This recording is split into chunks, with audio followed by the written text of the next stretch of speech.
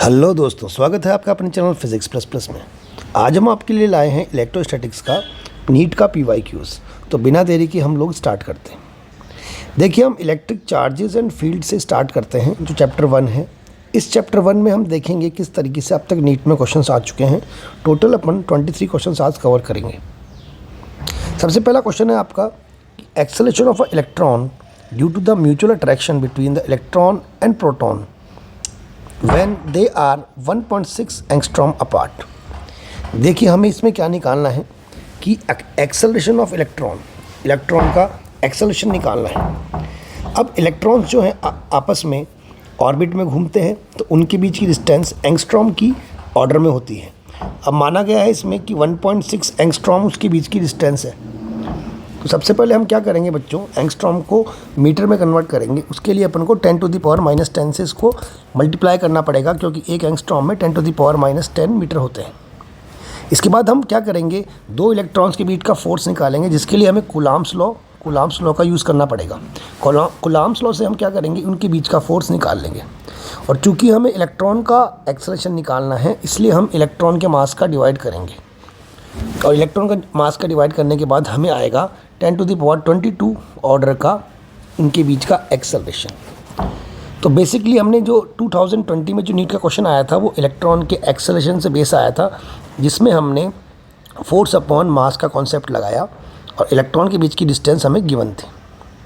चलिए चलते हैं नेक्स्ट क्वेश्चन की तरफ। नेक्स्ट क्वेश्चन में आपको बताया गया है कि दो चार्जेस हैं ए और बी, और उनके ऊपर जो बॉल्स है, जो पॉइंट चार्जेस हैं, एक +Q है और एक -Q है। They are placed at certain distance, उनको किसी डिस्टेंस पे रख दिया।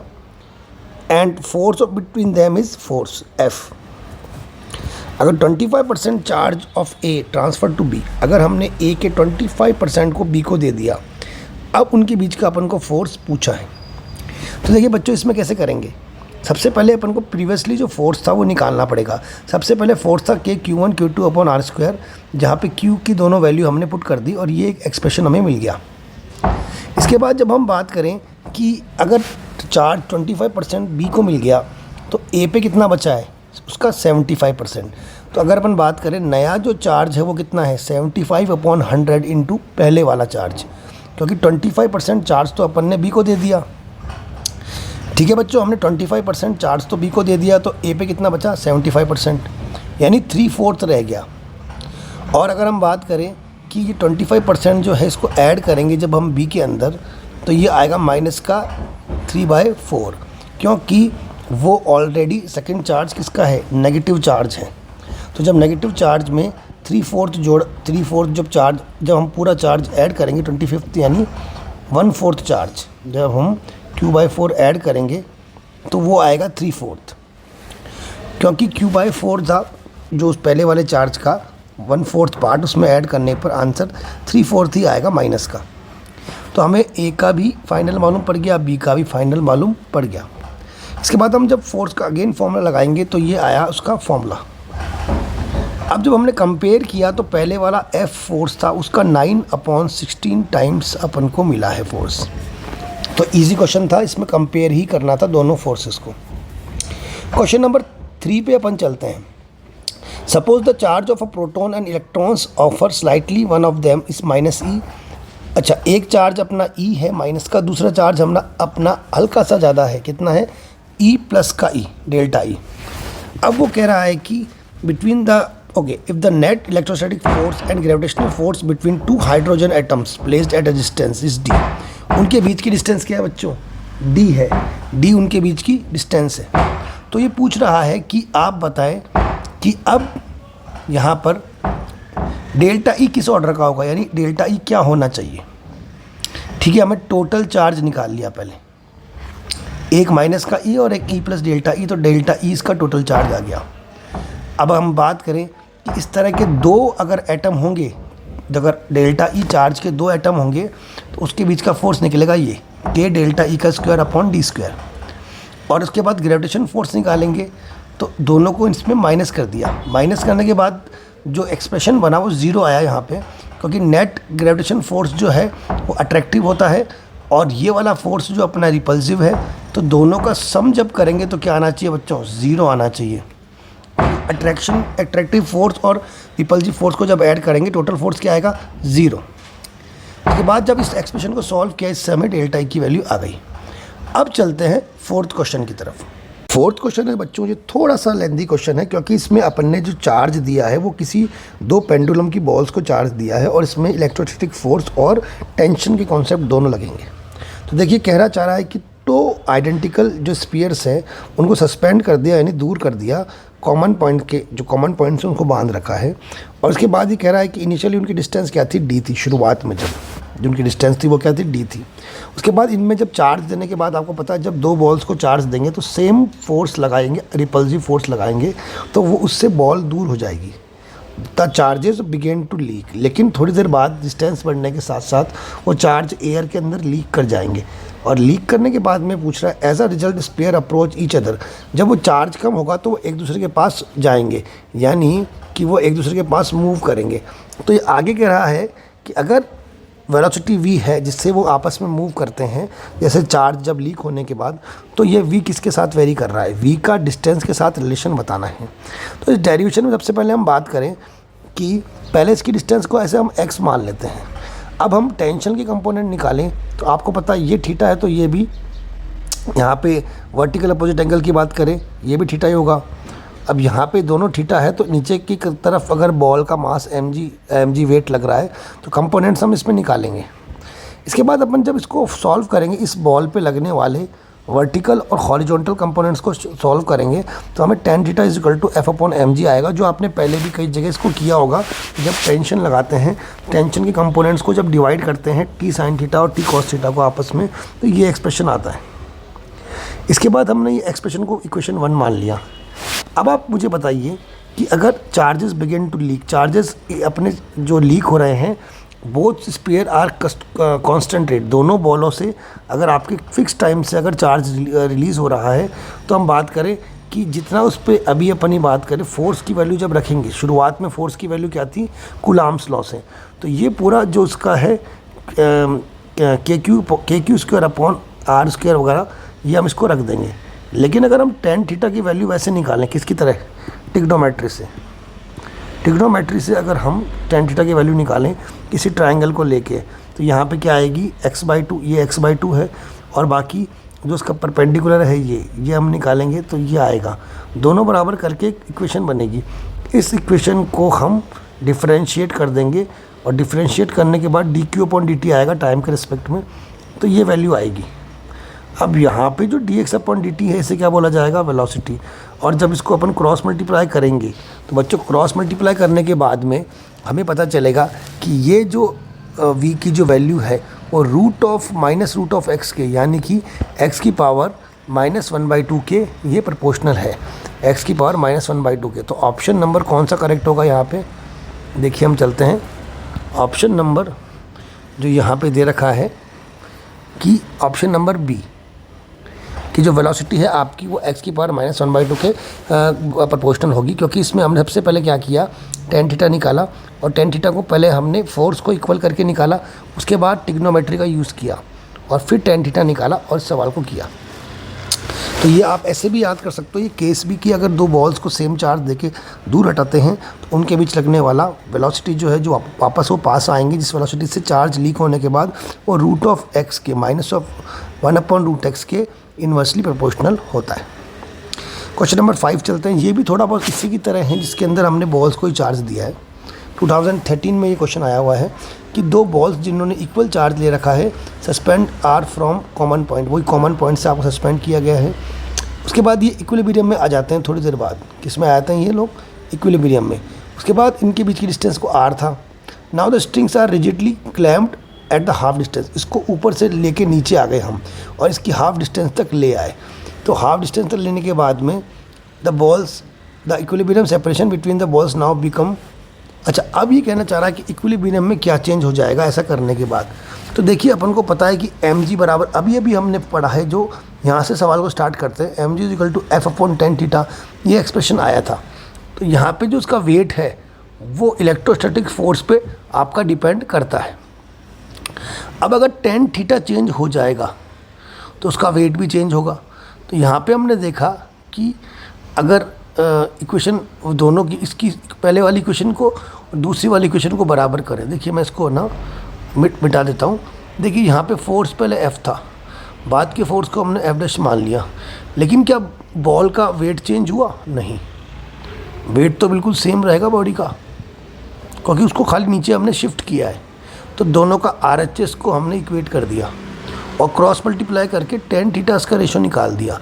यानी अगर इनके टेन थीटा का रेशो आ जाएगा तो फोर्स का रेशो भी आ जाएगा। तो अपन ने ट्रायंगल नीचे जब लेके गए तो ट्रायंगल नीचे लेने के बाद में जो डिस्टेंस कम हो गई, परपेंडिकुलर क्या हो गया? कम। पहले परपेंडिकुलर ज़्यादा था, परपेंडिकुलर कम हो चुका है। इसके हिसाब से सॉल्व करेंगे तो पता चलेगा कि नया वाला फोर्स पुराने वाले फोर्स का डबल है, 2F है। नया वाला फोर्स पुराने वाले फोर्स का डबल है। तो अगर जब फोर्स डबल हो गया तो मतलब डिस्टेंस क्या हो गई? पहले वाली डिस्टेंस की आधी हो गई। तो अब यहाँ पे फोर्स डबल हो गया और R स्क्वायर था, तो R स्क्वायर है इसलिए R/√2 हो जाएगा, क्योंकि F डैश क्या है? 2F के बराबर। तो नई डिस्टेंस क्या होगी? R/√2 के बराबर। आप यूनिटरी मेथड से कर लेंगे। इसका मतलब डिस्टेंस क्या होगा यहाँ पे? R/√2। तो यहाँ पे इसका आंसर होगा अपना B, R/√2। अब चलते हैं बिना देरी के नेक्स्ट क्वेश्चन की तरफ। अब यहाँ पे बात की जाए, दो पॉजिटिव आयंस है, each carry charge Q are separated d distance, F is a force between them. Okay, पूछ के रहा है यहाँ पे ये कि the number of electrons missing from each ion will be. अच्छा, इनमें से कितने इलेक्ट्रॉन्स मिस हो गए? यानी हम बात करें कि दो positive ions each carrying Q charge are separated by distance D। If F is the force repulsion between the ions, the number of electrons missing from the each ions, कितने कितने इलेक्ट्रॉन्स उनमें से है? तो देखिए हमको पता है कि दो पॉजिटिव आयंस जब इक्वल चार्ज कैरी करें और D डिस्टेंस पर हो तो उनके बीच में कूलाम्स फोर्स लगेगा। तो हमने कूलाम फोर्स लगा दिया। कूलाम फोर्स के बाद में हम बात करें Q = NE होता है, तो NE को इसमें पुट कर दिया। दोनों चार्ज सेम है, उससे अपन क्रॉस मल्टीप्लाई करके N निकालेंगे। सिंपल कॉन्सेप्ट है ये, 2013 में आया था। तो जो 2013 में जो 2010 में आया था, 2010 में जो आया था, इसके अंदर हमने कूलाम्स लॉ के अंदर NE को पुट कर दिया। ओके, चलिए 7th क्वेश्चन की तरफ चलें। 7th क्वेश्चन कह रहा है कि एक इलेक्ट्रॉन मूव कर रहा है न्यूक्लियस के अराउंड हाइड्रोजन एटम में सर्कुलर ऑर्बिट। तो पूछ रहा है कि द कूलाम्स फोर्स, अच्छा इलेक्ट्रॉन्स के बीच कूलाम्स फोर्स निकालना है। तो देखिए सीधी सी बात है, अपन ने Q1 Q2 की जगह क्या रख दिया? E और सॉल्व कर लिया और आंसर ही आ गया। ये तो बहुत इजी एक्सप्रेशन था, यानी सिंपली हमने कूलाम्स के लॉ को यहाँ पुट किया है। अब चलते हैं 8th क्वेश्चन की तरफ। देखिए अब जो 8th क्वेश्चन है वो काफ़ी इजी क्वेश्चन है, इसमें कुछ भी नहीं है। इसमें पूछ रहा है कि अगर किसी डाइलेक्ट्रिक मीडियम को रख देंगे अगर हम, तो क्या फ़र्क पड़ेगा? तो सीधी सी बात है, हम अगर एयर को हटा के डाइलेक्ट्रिक मीडियम को उसकी जगह रखें तो क्या फ़र्क पड़ेगा? सीधी सी बात है, आपको पता है कूलाम्स फोर्स ये होता है, और डाइलेक्ट्रिक मीडियम रखने पर K लगा देंगे और रेशो निकलेगा तो F/K। तो ये 1999 में, बहुत पुराना क्वेश्चन है, बहुत इजी क्वेश्चन था। ये NCERT का भी कॉन्सेप्ट है कि फोर्स जो है वो 1/K टाइम हो जाता है। ठीक है, चलते हैं नेक्स्ट क्वेश्चन की तरफ। नेक्स्ट क्वेश्चन भी काफ़ी इजी है, 95 का क्वेश्चन है, बहुत ही ज़्यादा इजी क्वेश्चन है। यहाँ पे हम बात करें कि कोई Q चार्ज रखा हुआ है यहाँ पर, और पूछ क्या रहा है, देखिए कि सिस्टम में the system is in equilibrium. System किस में है? सिस्टम है अपना इक्विलिब्रियम में। तो हमें निकालनी है कि बीच वाले चार्ज की वैल्यू। हाँ, ये NCERT का क्वेश्चन था जो 95 में आया था, बिल्कुल NCERT बेस्ड क्वेश्चन है। अपन ने दोनों तरफ के फोर्स, इन दोनों के बीच के फोर्स को और इन दोनों के बीच के फोर्स को इक्वेट कर दिया। फोर्सेस को बराबर कर दो या फिर दोनों को जोड़ करके 0 के बराबर कर दो, उससे -Q/4 आ जाएगा। और ये तो लर्न भी करना है कि अगर -Q/4 होता है जब दोनों चार्जेस यहाँ के सेम होते हैं। तो चलो चलते हैं नेक्स्ट क्वेश्चन की तरफ। 10th क्वेश्चन जो है आपका, उसे हम सॉल्व करते हैं। ठीक है, तो हम बात करें जो नेक्स्ट क्वेश्चन है वो इसी तरीके से जुड़ा हुआ है 95 का। इस बार क्या पूछ रहा है? हाँ, इस बार देखिए क्वेश्चन रिपीट हो गया। देखिए बिल्कुल सेम क्वेश्चन रिपीट हुआ है 95 में, AIPMT में 2 बार इसको रिपीट कर दिया। चलिए चलते हैं हम नेक्स्ट क्वेश्चन की तरफ। नेक्स्ट क्वेश्चन क्या कह रहा है? नेक्स्ट क्वेश्चन कह रहा है कि एक प्लस का 4Q है, एक माइनस का Q है और प्लस का 4Q है। वो 0A और 2A डिस्टेंस पर है। नंबर लाइन के अंदर अगर हम बात करें, नंबर लाइन की बात की उसके हिसाब से उसको जमा देंगे। और बोल रहा है कि अच्छा थ्योरेटिकल क्वेश्चन है ये थ्योरी पूछ रहा है कि कौन कौन इक्विलिब्रियम में है कौन नहीं है। तो सबसे पहले हम जब बात करें तो हमने सबके बीच का फोर्स निकाला 4 और -q, और अपन ने निकाला 4 और 4q। तो सिस्टम को इक्विलिब्रियम में जब लाना हो तो हमें इन दोनों फर्स्ट, देखिए मैं इसको नाम दे देता हूँ, कुछ नाम देना पड़ेगा हमें। ये फर्स्ट चार्ज है, इसको सेकंड मान लो, इसको थर्ड मान लो। तो फर्स्ट और थर्ड के बीच का फोर्स निकाल लो और फर्स्ट और सेकंड के बीच का फोर्स निकाल के दोनों को जीरो के बराबर कर दो, उससे पता चल जाएगा। तो जब हमने ऐसा किया 4q और -q के बीच निकाला, उसके बाद 4q और 4q के बीच में निकाला, तो इस तरह से जो देखा तो FB जो आया और FC विल बी 0, काट के ही क्या आ गया 0 आ गया।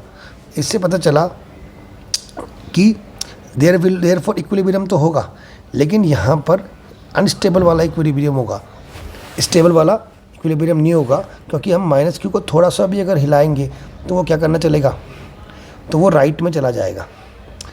Net force attraction will be right. तो राइट तो हम बात करें कि ये स्टेबल नहीं रह पाएगा अगर -q को मूव कर दिया तो, इसलिए इक्विलिब्रियम तो है, ये तो है, लेकिन अनस्टेबल वाला।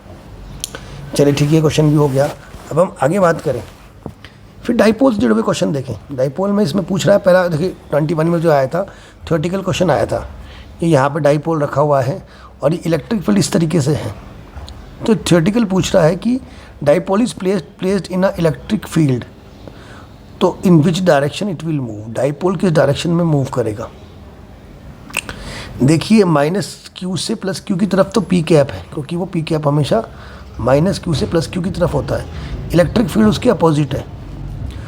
तो हम बात करें कि किसी भी पॉइंट पे इलेक्ट्रिक फील्ड निकालें तो strength of electric field at +q पे इलेक्ट्रिक फील्ड +q क्या है, इलेक्ट्रिक फील्ड के पास में है। देखिए E जो आ रहा है यहाँ से आ रहा है, मान लीजिए कि यहाँ से इलेक्ट्रिक फील्ड बाहर आ रहा है, तो सबसे नज़दीक में कौन है, प्लस का q, और -q क्या दूर है। तो E1 क्या होगा, E1 बड़ा होगा E2 से, E1 क्या होगा, E2 से बड़ा होगा। ठीक है, मान लिया कि E1 E2 से बड़ा है, तो अब डाइपोल E1 की बात मानेगा, तो E1 प्लस का है तो प्लस की बात मानेगा, तो ये जाएगा अपना इस साइड में, यानी राइट साइड में मूव कर जाएगा। तो the dipole will move in a right side, इसका आंसर है अपना बी। अब 12वें क्वेश्चन के बाद चलते हैं 13 क्वेश्चन में। हम 13 क्वेश्चन में बच्चों बोल रहा है कि स्फेरिकल कंडक्टर जिसकी रेडियस 10 है और चार्ज इतना है, what is the magnitude of electric field at a point 15 centimetre from the centre of the sphere. बहुत इजी क्वेश्चन है ये भी, है ना, कुछ भी नहीं है इसमें। ये कहना चाह रहा था कि जो स्फीयर के बाहर अपन को निकालना है, इसमें निकालना इलेक्ट्रिक फील्ड निकालना है। ठीक है, तो आपको पता है डिस्टेंस उसकी दे रखी है, ये रही, चार्ज उसका आपको गिवन है। तो जो आप बात करें स्फीयर की, स्फीयर क्या होता है बच्चों, स्फीयर कंडक्टर का मतलब पॉइंट चार्ज की तरह लेते हैं, तो पॉइंट चार्ज की तरह KQ/r² वाला फॉर्मूला लगा देंगे, डायरेक्ट आ जाएगा, कोई भी इशू नहीं, डायरेक्ट फॉर्मूला बेस्ड क्वेश्चन है। 14th क्वेश्चन देखें, electron fall from the rest. देखिए ये NCERT का भी क्वेश्चन है, इलेक्ट्रॉन जब फॉल करता है एक्सेलरेशन उसके अंदर जो आता है हाइट से गिरता है, तो इसमें कह रहा है टाइम ऑफ फॉल निकालना है। डायरेक्ट फॉर्मूला होता है इसका, कैसे आता है, S बराबर ut प्लस हाफ AT² में अपन को पता है वो फॉल कर रहा है तो u क्या है 0, तो यहाँ पे h बराबर हाफ AT² से क्रॉस मल्टीप्लाई करके ये फॉर्मूला आता है। और इसमें जो a की वैल्यू है वो रख देंगे अपन फोर्स अपॉन मास से, और फोर्स को क्या रख देंगे QE। तो अपन को सेकेंड इक्वेशन यूज़ करनी है, u को 0 पुट करना है, हाफ AT² को h के बराबर करना है, और a को रखना है फोर्स अपॉन मास यानी QE/m, और फिर नया फॉर्मूला बन के टाइम का आ जाएगा। तो जो टाइम का फॉर्मूला इस तरीके से हम निकाल लेंगे। फिर जब टाइम का फॉर्मूला जब निकल के आएगा तो पता करना है टाइम किसके इन्वर्सली प्रोपोर्शनल है। सीधी सी बात है, मास के ही दिख रहा है आपको, रूट ऑफ मास के इन्वर्सली प्रोपोर्शनल है। फिर हम बात करें कि चार्ज वायर को बेंड कर दिए। देखो चार्ज वायर को बेंड करने के बाद में हम बात करें, पूछ के रहा है electric field at point O। अच्छा, किसी O पॉइंट पे ये इलेक्ट्रिक फील्ड पूछ रहा है। तो देखिए वायर को बेंड करने से कोई फ़र्क नहीं पड़ता, आप ये केस याद कर लीजिए, वायर को बेंड करने से भी उसका इलेक्ट्रिक फील्ड वही रहेगा। तो इसका आंसर है lambda upon 2 pi epsilon not r था, सेम आर की जगह इसने ए ले लिया, ठीक है। तो यानी आर की जगह ए रेडियस की जगह ले ली, बाकी सेम फोर्स रहेगा। ये कंडीशन आप याद कर लीजिए कि जो नॉर्मल वायर का फॉर्मूला था वही फॉर्मूला रहेगा। इसका आंसर आएगा lambda upon 2 pi epsilon not r, C option इसका करेक्ट है।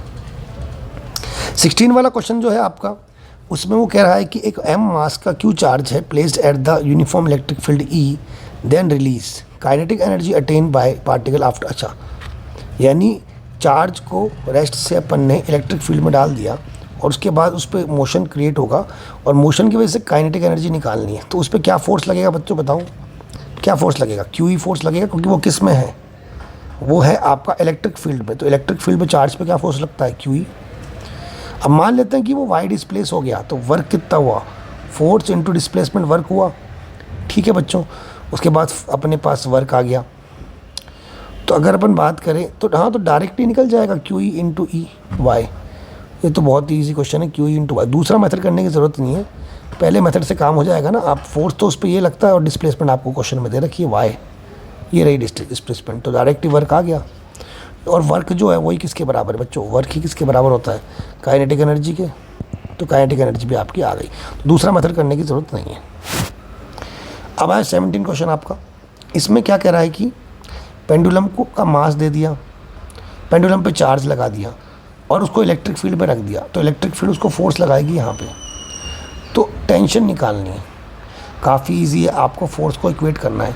तो mg लग रहा है नीचे, तो देखिए, और यहाँ पे लग रहा है QE, और आपको धागे में क्या निकालनी है बच्चों, टेंशन निकालनी है। तो जो आपका जो फोर्स है QE उस पर लग रहा है, किसकी वजह से बच्चों, QE उस पर लग रहा है इलेक्ट्रिक फील्ड की वजह से। और वो फोर्स और mg दोनों को ऐड कर देंगे तो उस पर नेट फोर्स निकल जाएगा, क्योंकि दोनों 90 डिग्री पे लग रहे हैं। देखिए एक ऐसे लग रहा है, तो इनका रिजल्टेंट क्या आएगा, यहाँ आएगा। एक फोर्स नीचे लग रहा है, एक फोर्स यहाँ लग रहा है, तो रिजल्टेंट बीच में आएगा, cos 90 एंगल है बीच का। तो इस यही फॉर्मूला तो लगेगा रिजल्टेंट का। रिजल्टेंट जो फोर्स लगेगा वही टेंशन से बैलेंस होगा। तो जब इस तरह का सवाल हो, जब आपको इलेक्ट्रिक फील्ड में किसी बॉल को रख दें, अगर आपके इलेक्ट्रिक फील्ड में किसी बॉल को रख दें तो उस पर टेंशन निकालनी हो तो नेट फोर्स से वो निकल जाएगा, ठीक है बच्चों। अब हम चलने वाले हैं क्वेश्चन नंबर 18 की तरफ, जो कि टॉपिक डाइपोल से जुड़ा हुआ है। देखिए 18 वाले क्वेश्चन में बच्चों थ्योरेटिकल क्वेश्चन है, पूछ रहा है कि पोलर मॉलिक्यूल्स की प्रॉपर्टी बताएं। देखिए आपने 12th क्लास में पढ़ा था, पोलर और नॉन पोलर दो तरह के मॉलिक्यूल्स होते हैं। तो हम बात करें कि पोलर मॉलिक्यूल्स की प्रॉपर्टी, तो आपको ये पता है कि एक तो पहली बात ये ओवरलैप नहीं करते, क्योंकि ये आपस में साइज़ का जो डिफरेंस है तो ये ओवरलैप नहीं करते एक दूसरे से। तो अगर हम बात करें कि इनमें साइज़ की प्रॉब्लम रहती है, साइज़ डिफरेंट होता है, इसलिए परमानेंट जो है डाइपोल मोमेंट इनमें पाया जाता है। और वाटर का मॉलिक्यूल इसका एग्जांपल है, क्योंकि O की साइज़ अलग है और H की साइज़ क्या है, अलग। तो ये तो आपका NCERT का क्वेश्चन 2021 में आया था। थ्योरेटिकल क्वेश्चन जो है वो भी आपके नीट में आते हैं। इसके बाद हम बात करें 2020 के जो क्वेश्चन की, electric field at a point on the equatorial point R, okay. ये देखिए इक्वेटोरियल पॉइंट पे जो इलेक्ट्रिक फील्ड है वो आपका, ये तो देखिए डायरेक्टली फॉर्मूला है आपका, तो लेकिन इसमें कुछ चेंजेस देख लेते हैं, कुछ कर रखा है क्या इसने, कुछ भी चेंजेस नहीं है। तो डायरेक्ट फॉर्मूला बेटा आपको पता है, KP अपॉन जो आपका R³ होता है वही इसका आंसर है। तो इसका आंसर, इसका मैग्नीट्यूड का आंसर होगा KP अपॉन R³। तो ये यहाँ पे ऑप्शन नंबर A है, KP upon R³। Direct formula होता है, ये आपका NCERT की बुक में दे रखा है, जो कोएक्सियल पॉइंट का है। क्वेश्चन नंबर 22 पे देखिए, इसको घुमाने के लिए वर्क पूछ रहा है कि डाइपोल को पोजीशन पे से अगर घुमा दिया थीटा डिग्री पे, थीटा 90 पे घुमा दिया इसने, तो इसने assuming that potential energy of dipole at 0 when it was, अच्छा पहले वो 90 पे था, उसके बाद उसको थीटा एंगल पे घुमा दिया। तो आपको पता है cos θ1 माइनस cos θ2 होता है, तो डायरेक्ट फॉर्मूला होता है PE cos θ1 माइनस cos θ2, और डायरेक्टली पुट कर देंगे तो इसके बाद माइनस cos PE cos θ आएगा। और ये आपको पता किसके बराबर है, पोटेंशियल एनर्जी जो होती है डाइपोल की उसके बराबर है माइनस का PE cos θ। तो पहले ही 90 डिग्री पे था, बाद में इसको θ डिग्री पे घुमा दिया। तो P E cos theta 1 minus cos theta 2 लगा देंगे, या फिर कुछ लोग तो लिखते हैं P E cos theta 1 minus cos theta 2, कुछ लोग थीटा 2 को आगे लिख लेते हैं, तो उससे क्या होता है वो माइनस पी ई के आगे आ जाता है। तो इसने सवाल में जो है ये वाला फॉर्मूला यूज़ किया, बाकी आप पहला वाला भी कर सकते हैं। ठीक है, इसके बाद 21 क्वेश्चन की बात करें।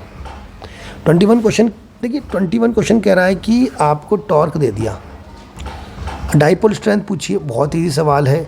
पी ई साइन थीटा को टॉर्क के बराबर करके पी को क्या लिख देंगे, क्यू इंटू 2a, उससे क्या निकल जाएगा क्यू। डायरेक्ट ईजी सवाल है, बहुत जल्दी हो जाएगा, डायरेक्ट फॉर्मूले से होगा।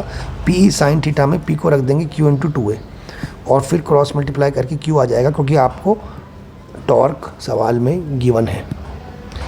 टॉर्क आपका है 4 न्यूटन मीटर।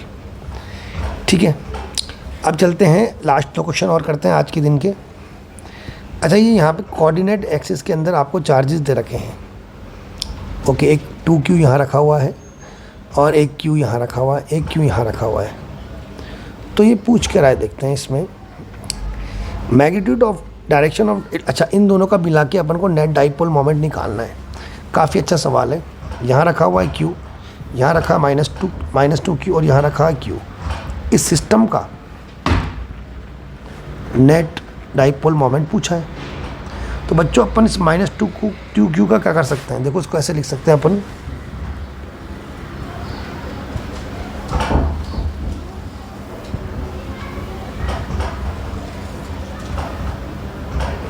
तो मैंने 2q को लिख दिया -q कॉमा -q, तो एक डाइपोल ये बन गया, एक डाइपोल ये बन गया। अब -q से q की तरफ P1 P और यहाँ पे भी P, तो रिजल्टेंट आएगा इसका यहाँ पे, और एंगल क्या है बीच में 90, तो रूट में p² प्लस p², तो √2p, तो √2q है। बहुत ज़्यादा इजी सवाल था, बस इसमें ये चीज़ ट्रिक लगाई, इसमें जो ट्रिक हमने लगाई, ये जो अपना -2q चार्ज है इसको हमने लिख दिया -q कॉमा -q, और 2 डाइपोल हमने इसमें बना लिए। अब देखिए नेक्स्ट जो आज का लास्ट क्वेश्चन अपन करेंगे, the electric dipole moment P दे रखा है आपको, इलेक्ट्रिक फील्ड E है, work done rotating the dipole at 90 degree. देखिए इस वाले सवाल जो पहले अभी अपन ने सवाल किया था, इसमें 90 पे था और थीटा पे लेके जा रहे थे, इसका उल्टा कर दिया। अब ये जो 2006 वाले सवाल में उल्टा कर दिया, अब ये पहले थीटा पे था, अब 90 पे घुमा रहे हैं। तो सेम फॉर्मूला जो अभी मैंने आपको नीचे बताया था, same formula cos theta 1 minus cos theta 2 लगा देंगे, और एक तो आपका इनिशियल एंगल थीटा है और फाइनल एंगल 90 है, पुट कर देंगे, तो ये प्लस का पी आ जाएगा, यानी उसमें माइनस पी था, उसमें माइनस पी cos थीटा था, यहाँ पे प्लस का पी है। तो आज अपन ने 23 क्वेश्चंस जो है वो नीट के हमने किए, होपफुली आपको समझ में आ गए। वीडियो को देखने के लिए आप सभी का थैंक यू, और इसी तरह से आप चैनल को प्यार देते रहें और सब्सक्राइब ज़रूर करें फिज़िक्स प्लस प्लस।